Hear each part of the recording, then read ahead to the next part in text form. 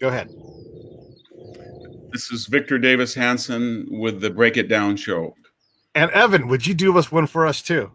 Sure. This is Victor Davis Hanson. And oh, no, you didn't mean that. This is Evan Sayet with the Break It Down show. Hey, so you guys have been on a number of hang on, I got this stupid thing happening here. You guys have been on a number of speaking events together, and I thought it'd be fun to have you come on just to kind of exchange notes. And Evan, you had a question to open, so I'm mostly going to get out of the way and let the two of you talk. Well, first of all, I'm always it's always a pleasure to be on with you, Pete, but it's always an honor to spend time with you, Victor. You're one of my heroes. I tell you that every time. You had a piece just the other day that I thought, even more than all the others, just laid out exactly what the other side is offering, and that is the removal of everything that has been an institution in America and even in Western civilization. You listed them one after the other, whether it was the filibuster, whether it was the 9-person Supreme Court, and I think if this were my show, the question I would ask of you is what do these people want, and what are they willing to do to get it? Well, what they want is an equalitative result, large state enforcement to make us all equal as they see equality, with themselves exempted, of course. And they can't achieve that goal. They have never achieved it, whether it was Eugene Debs or Norman Thomas or the 60s, within the parameters of the Constitution. What's new about this 2020 election, this is the first election in my life in which the left is so empowered after the Obama years and the tumult of the 2020 year, plague and lockdown and recession and riot, that they're actually openly and candidly saying that we're going, as you said, change the structure of the country. And that means 52 states, not 50 after 62 years. After 150 years, no longer 9 courts, justices on the Supreme Court. After 190 years, no longer a Senate filibuster. And after 233 years, no longer an electoral college. And that's the beginning. And so they're very candid about that, and they're emboldened. And we'll see what happens. But they think that they can change the system along with open borders, changing demographics, and finally get their sort of socialist, totalitarian state that's going to make us all happy and utopian. But I'm kind of scared. I'm sorry. My take on it, Pete and Victor, is that this is the culmination of the 60s radical revolution that failed. When it failed because they couldn't get anybody to join them in their revolution, because these were grown-ups who actually recognized that there is good and evil, right and wrong, better and worse. They'd lived through Roosevelt's depression. They'd lived through the horrors of polio. They'd lived through, either by escaping Stalin and Hitler or going over and fighting Hitler. They'd seen the socialist system that was being offered by these radicals, and they couldn't get anybody to join them. And so they went on what we know as the long march through the institutions. They took over the schools and turned them into their ministries of indoctrination. They took over the media, news and entertainment, and turned it into their ministries of propaganda. Now they have the ministry of social communications. And it was Mark Rudd. And you have to remember, these were really evil, I would even say sick people who started that revolution in the 60s. I mean, when William Ayers and his terror group, the Weather Underground, met for the very first time in Flint, Michigan in 1969, they took time out to cheer Charles Manson. These were the people who did these horrible things. They kidnapped, they killed, they loved to kill cops. And when they failed, they decided that they would take over the institutions and create social justice warriors by basically brainwashing them. And Mark Rudd said the true flowering of the 60s will come in the 90s when we've taken over the institutions. Well, he was wrong only because he missed the obvious. Once they take over the institutions, they would need another 30 years to then indoctrinate subsequent generations. Well, if from the 60s to the 90s is 30 years, guys, what's 30 years from the 90s? Right. 2020. Yeah. And this is why, for the first time, you're seeing them take off their masks. You're seeing them show their fangs, and they're using exactly the same language that they did. They now call themselves socialists again. They now are calling for the murder of cops again. It's the same language. It's the same motive. They just have their social justice warriors. Now they've got the numbers. And that's what's particularly frightening to me.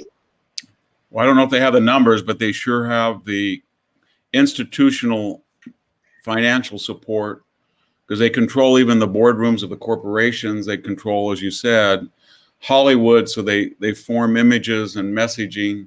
They own entertainment. They own the NBA. They own the NFL. They own the Major League Baseball. They own the foundations. So they have all of the cultural, financial, economic, and social levers that move this society. And they're all coming together now, along with the media. So it's a holistic French Revolutionary Jacobin effort. It's not, we're going to get rid of the British and it's going to be a narrow political revolution to ensure personal freedom, liberty, private property, and autonomy. It's much more, let's go kill the priests in the French Revolution. Let's go kill the aristocrats. This is a civil war. So it's more like the French Revolution than anything in our own history. And I think they would say that. They don't like the American Revolution. They brought a guillotine. They brought a guillotine to, as a prop. They did. And they have a new magazine in 2011 called Jacobin. And they changed the date of America from 1776 to 1619, as if it doesn't matter when we had the Declaration of Independence. So these are very formidable people. And my only regret is there's people on the conservative, traditionalist, normative side that don't understand it. And they feel that this is, another Bill Clinton or Al Gore, but it's not. This is or that the pendulum will swing back, because it always does and it always has, but it hasn't always. No, that's just been our experience because of our Constitution and because of our culture that they seek to destroy. Yeah. Now, probably the most frightening thing that you mentioned along the way that they control for me is the boardroom, because they have always been the thing that has always kept them from being so political is that they're profit driven. And once they decided that the profit was found in promoting the lie, and the first time I remember this is with Nike and making Colin Kaepernick into this hero who lost his job because he took a knee, which is absolutely the opposite of the truth. He took a knee because he'd already lost his job. He'd never spoken a word about social justice, nor did he care about social justice. And yet they're putting out this absolutely diametrically opposed to the truth narrative for profit. And that scared me. And then I saw Gillette do it. Now we see the NFL doing it. Yeah, I agree. And they have where I work, Silicon Valley, $4 trillion in market capitalization in 60-mile circumference of Facebook, Apple, Oracle, Google, Yahoo. So they have this enormous amount of money that makes them exempt from their own ideology. In other words, if they want open borders to change the demographic, then they have walls around their homes. If they want, and the kids go to private schools, and they've got private security guards, and they've always exempted themselves from their own rules, including in the United States Senate, where they're literally exempted from their own rules. And they remind me of Bolsheviks that all had dachas on the Black Sea coast. So they're a very strange bunch. They're very wealthy. They're very aristocratic. They're snobbish. They hate the middle classes, the snowmobilers and the jet skiers and the Winnebago people. And they romanticize the poor as kind of a medieval exemption peasants because they don't want to be around them. So they glorify them in the abstract. And, they give their extra clothes to their nanny or their second car to their gardener, and they feel so wonderful about themselves. But they do not want to live with the inner city people or people who are immigrants, and they glorify them as sort of a way of justifying their segregation. They're not very nice people, and they're very dangerous because we have this idea that, they're just delusional leftists, but these are hardcore, angry people. And by the way, heirs to hardcore, angry people who started the revolution back in the 1960s. I mean, if you go through just who William Ayres is, and just because he then morphed into a more managerial position in the revolution, he became a college professor instead of a terrorist setting off bombs and fomenting revolution and being on the lam.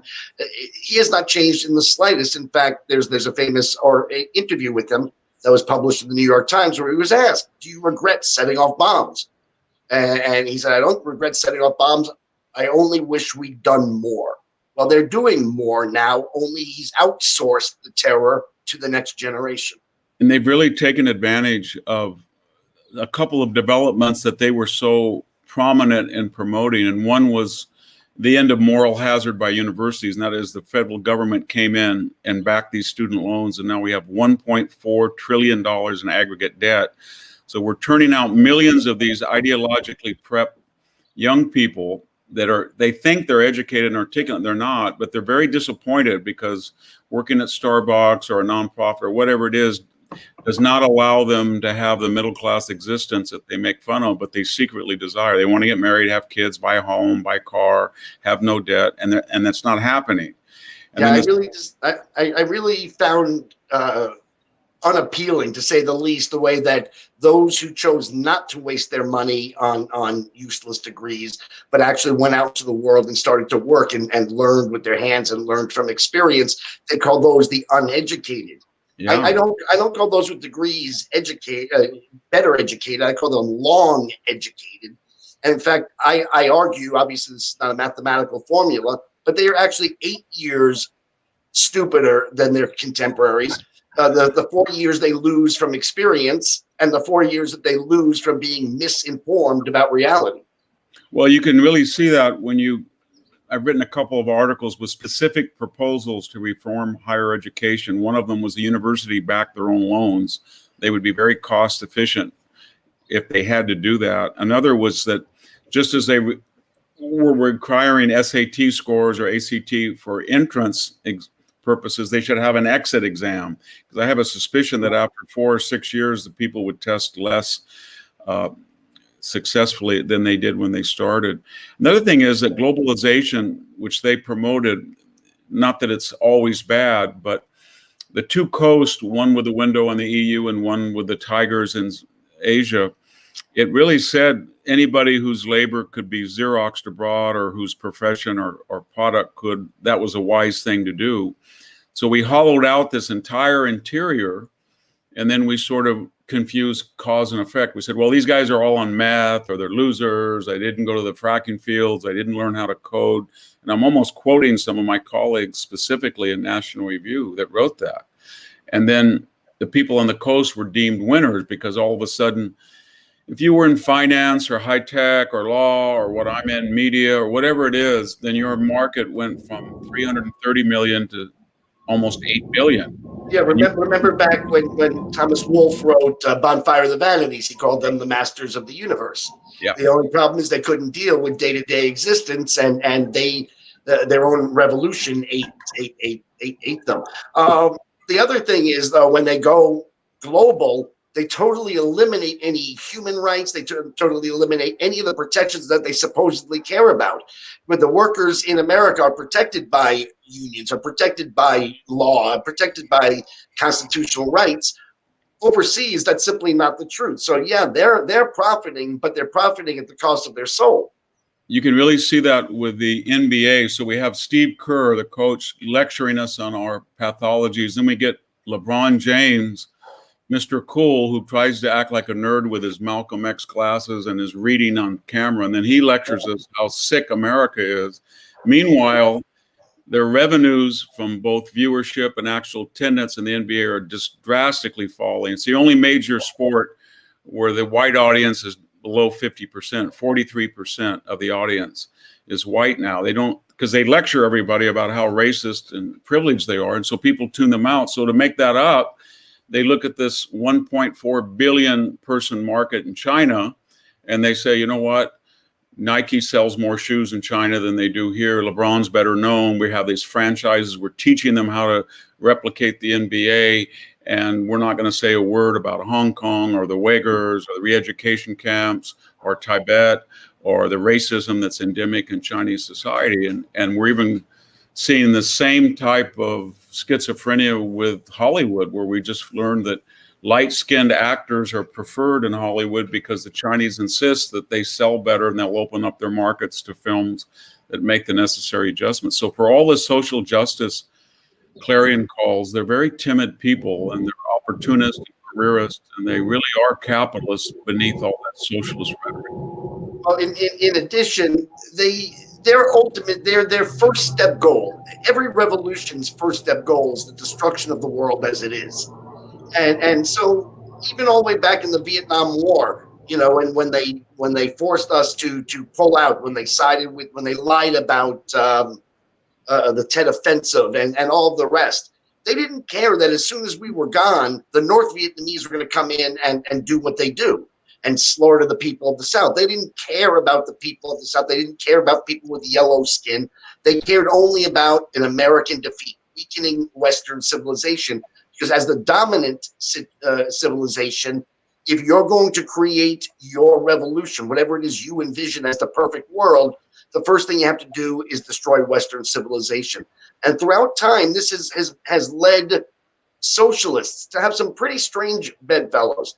You know, you look at Hitler, and I in my book, sorry, I'm going to promote it, called The Woke Supremacy. I proved that Hitler was in fact a socialist. It was a socialist regime, and he wanted a world. His perfect world was a world without Semites, and yet he sided with the Mufti of Jerusalem. Right? Stalin wanted a perfect world without religion, yet he sided with the religious fanatics in the Islamic world.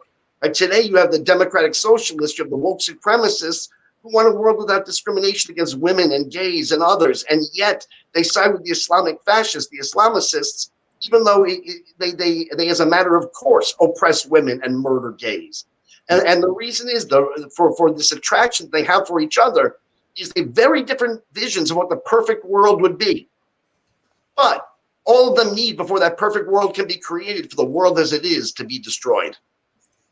Yeah, I think when we say they, it's not the understandable people who in the 20s or 30s or the 19th century did not have full civil rights, or they didn't have a 40-hour work week or disability insurance or Social Security. This is not a workers group. Indeed, most people who are blue collar are voting for Trump, regardless of their race, over Biden. But what we're talking about when we say they, it's kind of an older tradition that goes all the way back to the contradictions of the West in Greece and Rome in the medieval and Renaissance period, where our system creates so much wealth under free market capitalism and private property protections, as well as freedom of speech and expression and leisure, that it requires a responsibility of the citizen to say, you know what, I'm pretty affluent and I can say and do what I want, but I have my community, I have my tradition, I have my ancestors, I have my family, I have my religion, and they serve as informal checks on excess. Otherwise, I give in to my appetites. But we have this elite. In this country, it's mostly white, very wealthy, upscale, so-called credentialed or high educated, branded people.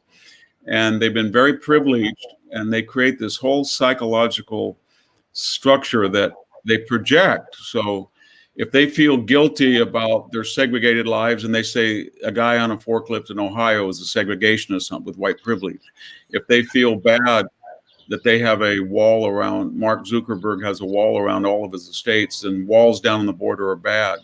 But it's really in that tradition of people who've done very well in the West, and they have every opportunity to express that wealth and satisfy their appetites, but instead of being grateful or showing gratitude or appreciating the system or just keeping quiet about politics and giving to charities, or there's so much money in Silicon Valley, trillions of dollars. You'd think that they would not have people on El Camino Real sleeping in Winnebagos all day and all night as they go into Google and Apple because they can't afford even to get an apartment. But they're not interested in the felony right in front of them. They always want to worry about the misdemeanor somewhere else because it's easy to address. It reminds me of, I think it was Bleak House, Miss Jelbley had this, she was a character in Dickens where she was always crusading about the sins of Victorian England and Africa and Asia. And then everybody noticed that her children were poorly dressed, they were poorly educated, they weren't well fed. And that's sort of what the left does. When it sees a felony, it says, oh my God, the inner city, 7,000 people getting killed a year on murder. Oh my God, declining scores among minority youth. Oh my God, I can't deal with this. So I better start giving a lecture about global warming. They then will conjure the explanations that don't exist, but that they need. For example, in the past, if there was oppression, that included aggression against what I call in my book the others, whoever the others are. There's actual physical aggression against the Jews in Germany, against the bourgeoisie in Stalinism. But because there are no aggressions that are explaining the poverty of one or another group, they make up microaggressions. And they continually add modifiers before the word that's essential that changes the meaning of that word 180 degrees. So microaggressions, actual aggressions are physical, they're intentional, and they prevent one from achieving what they wish to achieve with their day or with their life. Microaggressions are verbal, they're unintentional, and they do no actual harm. Yeah. But nonetheless, systemic, another one, systemic, and not just racism. It has to be systemic racism. That means it's insidious. We don't quite see it, but it's at the very heart of our system. Whether than if it was just racism, they would say, okay, you're a racist, or there's racism, so here's example A, B, and C, but they can't, so they say it's systemic. Right, institutionalized, unconscious. It's everything but obvious and evident and provable. And another one, I mean, the all-encompassing one is taking the word justice and adding the modifier social before the word justice. And it changes justice from being the closest possible wedding of outcome to behavior to anything that advances the cause. Yeah, no, I agree. And I don't know what to do about it, because the conservatives tend to be live and let live. And they think, you know what, I have my family, I've got my friends, I got to help, I've got to keep my job. And they don't pay attention to these cultural institutions, or they'll think they're still in a time warp. Oh, the Ford Foundation, I remember Henry Ford, or the Rockefeller Foundation, good guy, or something like that. And they don't understand, or Hollywood, I love Gone with the Wind, or I will love Casablanca, but they don't keep up with it, and they don't understand what has happened. And then when they get confronted with it, they sort of have a monastery of the mind. I know so many people, 40, 50, 60, that suddenly they say, I haven't been to a theater literally in 10 years. I don't watch movies, Victor. Oh, by the way, I turned off the NBA 5 years ago, the NFL 3 years ago. I'm thinking about turning off Major League Baseball. Or they'll say, I don't watch sitcoms anymore on TV. I don't want to get the message. So there's a whole group of people, millions of them, that are in hibernation or seclusion, even though they look visibly engaged, but psychologically and mentally, they're in a monastery. Conversely, we self-ghettoize so as not to cause trouble. We go to our in-laws' house and we don't talk politics, or in the office, because we don't want to get fired. We don't want to get canceled in this cancel culture. And so we stifle ourselves. So even if you were outraged, even if you did go to a movie and you were outraged by its overt and wrongful politics, you used to go around the water cooler and have a conversation about a film you saw yesterday. Today, if you're on our side, you self-ghettoize. And that's particularly frightening to me, because segregation has always been just an intermediary step to the more evil ends that then followed. The reason that the Democrats on the plantation segregated black children from white children was so that the black children couldn't disprove the narrative that they were selling of blacks as less than human and thus justifying slavery. The reason that Hitler first put the Jews into ghettos before the final solution was so the Jews couldn't disprove the narrative of themselves as vermin with their humanity by being part of the community. And when we agreed to be ghettoized by keeping our mouths shut, don't think that this is simply the end. This is a precursor, because they are dehumanizing us. I remember when Jimmy Fallon had Donald Trump on his television show, and the next day they went after him. They attempted to cancel him. They were so cruel to him via media and elsewhere that he thought they wanted him to kill himself. What do you want me to do? Kill myself? I'm sorry. And the word they used for what he had done wrong was that he had humanized Donald Trump. So they don't want us to be humanized, and they are segregating us, and we're self-segregating. That does not bode well for the next step. When I watched that movie Jojo Rabbit, I saw that behavior, Evan. You see like the dehumanization of the Jews in that story, and everybody takes it from this. This is the left's view of the world in a positive way, but I saw the same thing happening where they're dehumanizing people, and it's impossible for me as a white guy to be anything except for what I'm assigned. I'm not even allowed to be evolved or anything else. We have like 5 minutes left. What can we do? Why do Yasha Monk did some great work in the political science side, saying that the youth is much more tolerant of totalitarian leadership. What on earth do we do about this, fellas? How do we maintain individual liberty? I think you have to stop being silent. Everybody's got to speak out when you're at work, or when you observe somebody being canceled out or being bullied, and you're going to have to stand up and say, not just stop that, but you should be ashamed of yourself. And if you keep doing it, this is what I'm going to do back, and fight back. I know that at Stanford, where I work, I've had a couple things happen to me like that. And when I fought back, not only did they back off, but they ended up apologizing. And when I fought back for other people, it's the same thing. So you can see it. The most earthy manifestation of these Antifa people with these whiny nasal voices and skinny little arms, and they're out there on the street as if they're Napoleonic soldiers. And then suddenly the police get enough of it and they push them or they arrest them, and they go into a fetal position and they start whining like they're stuck pigs. Crying. They're cowards. And they're cowards. Even the BLM people look at them and say, my God, I don't even want these allies. They're just wimps. So I think if everybody just stood up, we know that was true of the Jacobins and the Bolsheviks. The Bolsheviks succeeded because nobody stood up. The liberals went along with them, and the Jacobins failed because people said, you know what, you're not going to get away with this. And then they ended up getting their own medicine. So I think we have to stand up, everybody according to their station.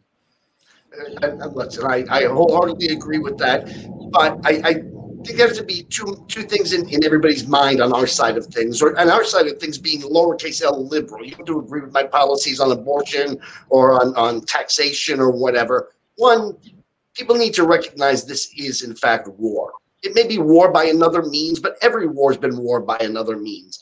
Marx and Lenin sought to bring socialism to the world via revolution, Hitler via invasion, the Soviets via proxy and attrition. And the fact that this is being done in a way that looks different than other wars does not make it anything less than war. I think there are a lot of people on our side who going back to what Victor said earlier, who just don't really see that this is anything more than, okay, we're going to get a little bit of Bill Clinton now, and then it'll come back, and then this is a revolutionary war. And once you recognize that sacrifices are made at times of war, you're going to have to sacrifice. And some of the things you're going to have to sacrifice, perhaps, is a job. You have to but you have to stand up and speak your mind. It might be family relations, but you have to stand up and speak your mind. Evil always has an advantage over good when they're at war, because good is constrained by its goodness. And Saul Alinsky, who wrote the de facto war manual for this culture war, Rules for Radicals, made one of his rules, make the other side live up to their book of rules. Well, we might have to violate some of the rules that we have lived by, the rules of civility and whatnot. We might have to push ourselves to things they wouldn't have done if the other side were the loyal opposition and not the resistance.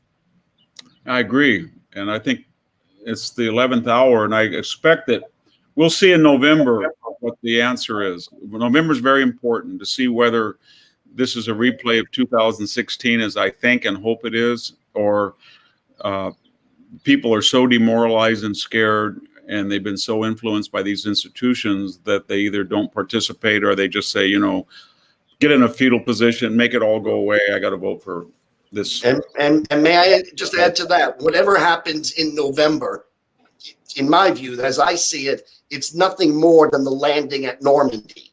Yeah. If we succeed, there's still bloody, metaphorically bloody, I hope, but bloody and hand to hand and fights to be fought, battles to be won. If we don't land at Normandy, if that doesn't work out, I fear for our future.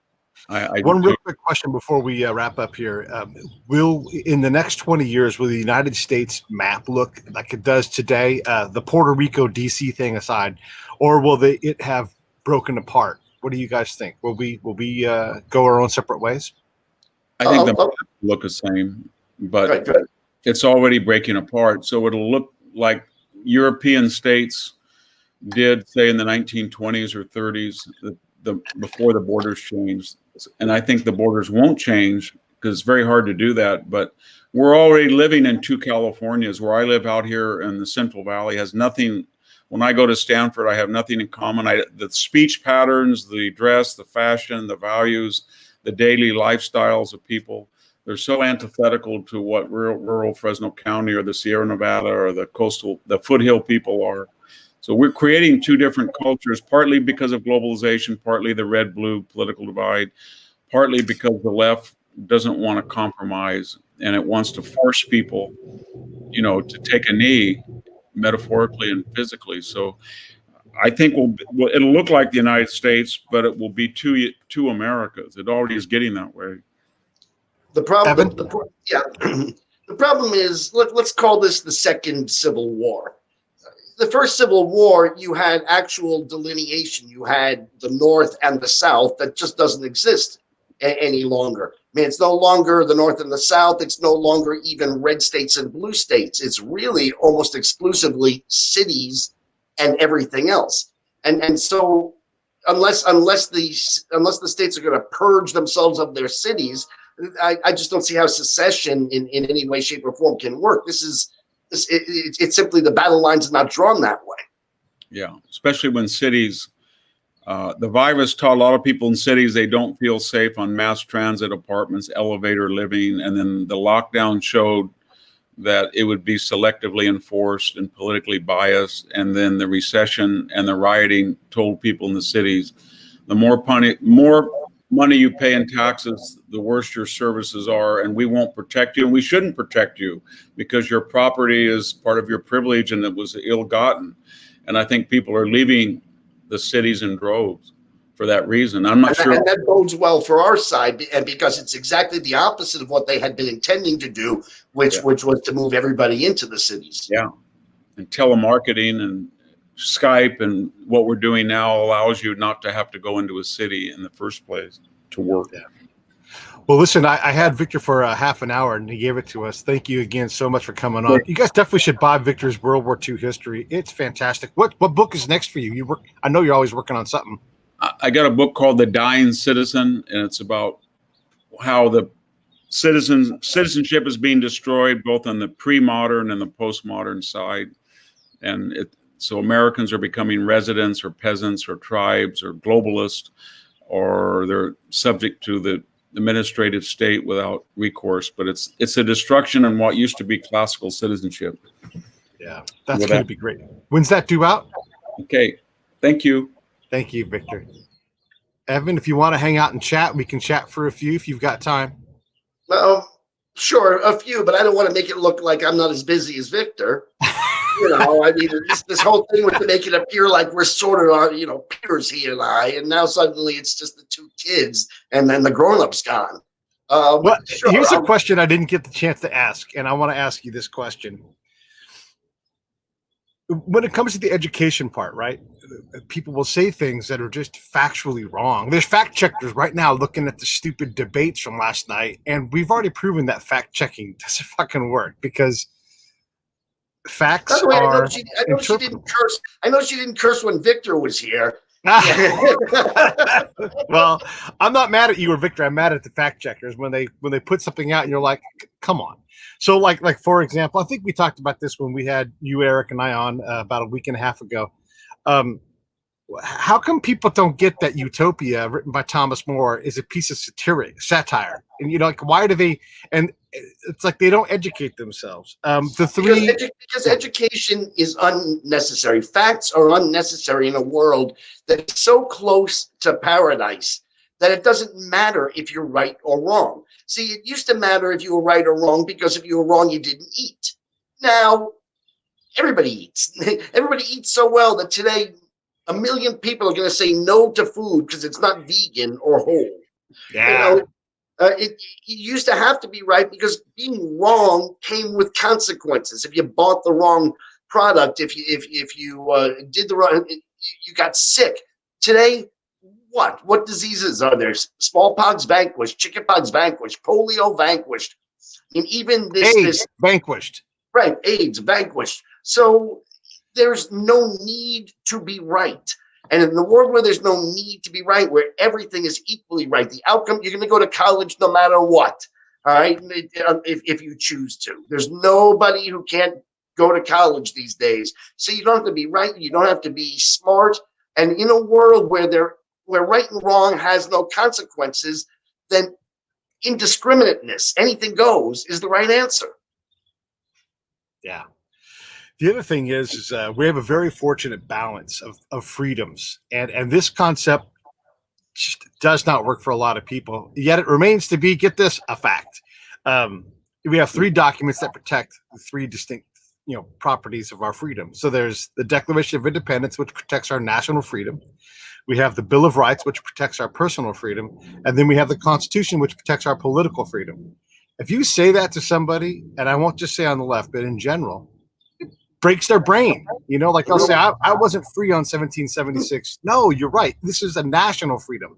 We had to get national freedom first before we could have, it's like they think that there's one document and it happened on 1776 or something. Like that's not how. And it was written for specific individuals, the elite. It was written by white people for white privilege so that white people could succeed. And in reality, it's a document that even if it wasn't perfectly lived up to, for a variety of reasons, by the way, because 1776 is different in realities, in every possible reality. The fastest a human being could go back then was as fast as the fastest horse. Yeah. All right. For as long as it could run. Right. That's it. Now, you press a button. If you wanted to send a letter to somebody, you gave it to a guy on horseback. Now you hit send, and it goes around the globe. The whole world has gotten smaller, and things that we couldn't control because we were such a large land mass with such ridiculously primitive technology. I mean, up until the railroad, from the dawn of time until just the other day, basically, technology was all basically the same. Yeah. Right. Then suddenly everything went on this trajectory. And there's a great line. He wrote it about a previous generation, but so maybe it's just true of all generations. But about this one, it's so singularly true. It says, heirs to all the ages, they remain blissfully ignorant of the debt they owe. They think that they've been born into this world of such utter perfection, such utter near perfection, if that's not oxymoronic. They think that that's their birthright, and anything short of perfection is because of the failures of those who came before, as opposed to seeing that the only reason we're this close to perfection is because of the successes of the people who came before. We can't get through, during a massive pandemic, we can't get legislation through the House to provide relief to people that are desperate for it. Whether that's right or wrong, forget about that. We can't solve that problem. How on earth were people 200 plus years ago going to solve slavery at the beginning of a nation that was barely held together? Like, it's, again, we have to know our own history and how unlikely. Well, that's specifically why they don't want us to know our own history. Yeah. This is specifically why they don't teach history, and they've replaced history with ethnic and identity grievance classes. They've eliminated the whole and made it the one. I want to say this, and I want to say it out loud just because it's got to be on the record. I love people. I hate violence. I want everybody to get along. I want to inch closer all the time towards a better, more perfect union. But I keep hearing about civil war and everything else. And I promise I'm better at war than pretty much anybody that's going to stand in front of me. Well, that's why I'm sucking up to you like this. I know how to warlord. I learned from warlords. I wouldn't be on some obscure podcast if I didn't think you were going to save my ass. Yeah. What I don't want this to happen is to break down into violence, because what you think you will get out of the violence It's not Nobody. utopia. I know who's going to. I have a way of saying this. So I know who's going to be victorious, but I also know that nobody's going to win. All right. The life that we have right now is not going to be made better by violence.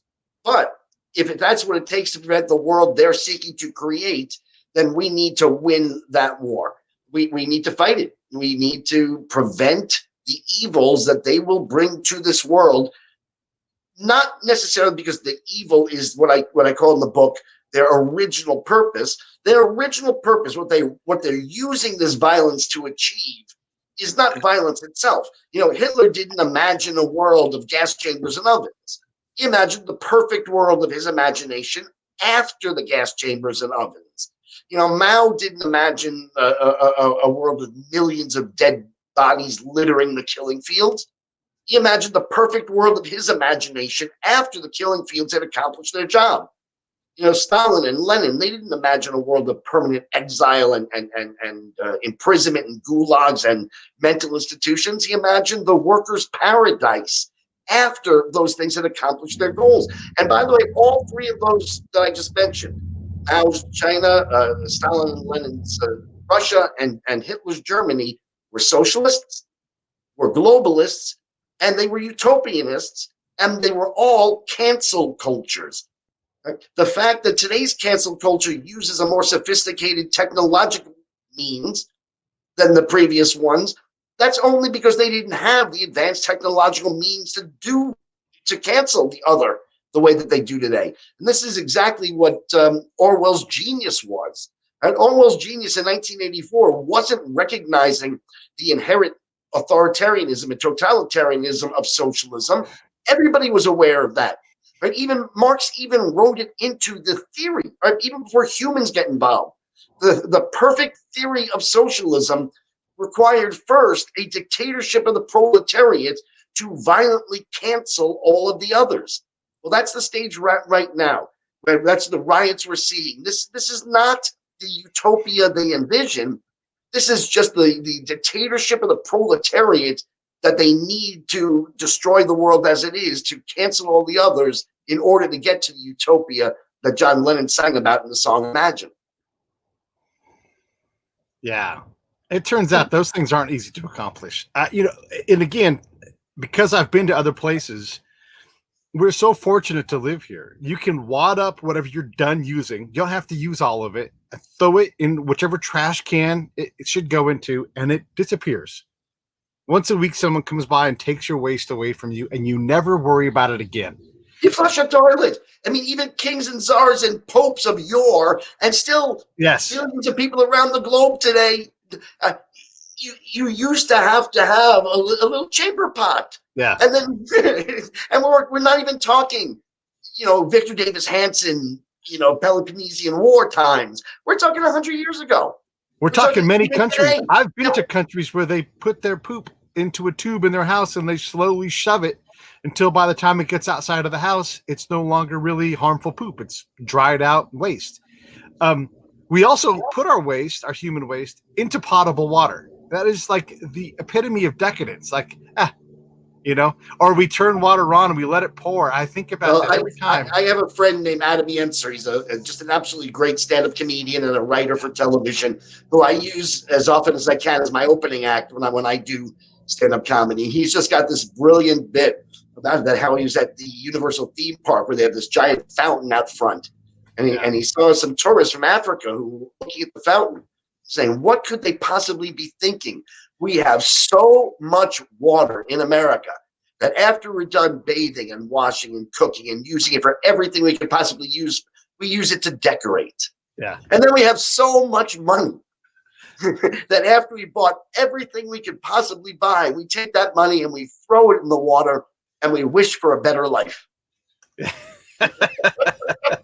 That's my friend Adam Yenser, by the way. Another thing that we do is we use all that water. We live in the desert where you're not supposed to live, not near a river or anything else. And we say, don't you dare make me process this water and drink it again. Even though we have the technology to do that, don't you dare make me drink reclaimed water. And I will have a lawn here in the desert, no matter what. It's like, so if we want to solve these social problems, let's go to a place that sucks. I'm all for reducing suffering. We're not suffering Look, that much. I go to Canada sometimes. Yeah, there you go. We couldn't get Haiti to reboot and go in a direction that made sense. All we created with all that money was corruption, because we are the ultimate corrupter. That's the thing we export. We export some security and some fear of consequences, but we also export a whole lot of corruption, where we get mad at ourselves if we say, hey, we're going to turn that aid off, you know? It blows me away. I had this happen with my cousin Larry, who is the foil that I use in my stand-up show for my typical leftist, my typical good-hearted, well-educated, or long-educated, who stood up at Passover one year, stood on the chair and said, "We have to do more to help the Sudanese." Well, but what? Okay. But what? We've sent them so much money. And all that happens is the warlords steal it, and the people doing the bad things become more powerful. The people who are needy remain just as needy, and all we've done is, as you say, I wouldn't quite put it the way you put it, but we've further empowered corruption. Yeah. All of my State Department people that I ever worked with, and God bless, I mean, they're all trying hard. They'll say, like, that's corruption. And it's the standard thing. We're like, you're pointing at somebody, but where the like your fingers are pointing back at you. We are the corrupter. We bring money to something with no design beyond that. We come to change. And this is the same. This is the problem with these programs. It's like we would come to Afghanistan and say, hey, we're going to create a stable state. We're going to give your police state of the art. Like what Bush laid out makes a lot of sense. He can go into your Mao example, you know. He really laid out this wonderful multinational approach. The Germans are going to work on policing. You know, we're going to work on agriculture. You know, everybody does what they're good at. Yeah. By the way, in the 90s, I watched a cop, you know, an American, we got pulled over, and an American got a tiny bit lippy, because in America you can do that. And what he caught on that lip was a baton an instant later. Instant compliance. I've seen that face to with my face. You know what? I'll bite my lip if they'll hit some people. I'm okay with that. All right, listen, I got to start to get ready to go, but this is a perfect time to sell my book. Okay, let's sell that book. Get the Woke Supremacy on Amazon. There's our link. Get it, because also next week we're going to have Will Riley. He's going to talk about deprogramming wokeism. So here's your guide to go with that particular course. And I think you guys get what Evan's talking about, a better place through just, you know, sensible policy and getting rid of the hate. Very quickly. One of the biggest differences between the left and the right is that the political right seeks to ameliorate things. They seek to make things better, less poverty, fewer homeless. The left promises paradise if only you give them all the power, all the money, and do what they say. Thanks. And we've never, even if you look at those, you know, they're upset because we say America is exceptional. We don't say America's perfect, right? We say make America great again. We don't say that America was ever perfect.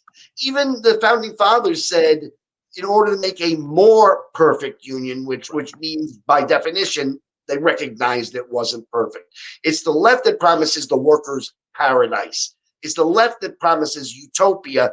And because utopia is, why don't you tell us what utopia is, Pete? Well, it's a satirical piece from Thomas More. In utopia is actually utopia, because we're bad at Greek, and that means no place. And the guy who tells the tale, his name means the purveyor of nonsense. That's the facts. Which, by the way, is the same thing that Biden means. It was just shortened for showbiz purposes. I thought it meant criminal, but you know. There you go. All right, buy the woke supremacy. That's it. All right, everybody. Thank you so much for checking out Victor and Evan. It was awesome. I'm going to shut up now, and you guys all have a great day. Stand by 1 second.